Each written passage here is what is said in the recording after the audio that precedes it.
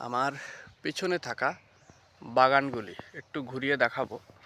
এত সুন্দর পরিবেশ। আমি এসেছিলাম মানে নিত্যনন্দকাঠি জলসা শুনতে। তো এত সুন্দর লাগলো যে এই বাগানের এই চারিদিকে যে বাগানগুলি রয়েছে একটু ঘুরিয়ে দেখাই। তো এই বাগানের শেলগুলো যে এত সুন্দর, মানে রাত 2টা পর্যন্ত আমি একটা জিনিস দেখেছি বা ভাবলাম, সেই রাত পর্যন্ত যতক্ষণ জলসা হচ্ছিল ততক্ষণ পর্যন্ত একটি শিয়াল মামা হই হল্লা করেনি। আমি এটাই কিন্তু বাস্তব কথা বলছি।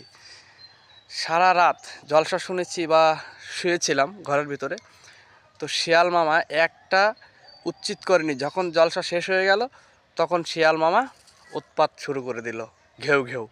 তো খুব ভালোই লাগলো। এই বাগানের শিয়ালকে ধন্যবাদ জানাই যে চুপচাপ জলসা শোনার জন্য। আজকাল শিয়ালরাও, পশুরাও ভালো হয়ে গেছে, জলসা শুনছে। তো ভালো থাকো শিয়াল মামা।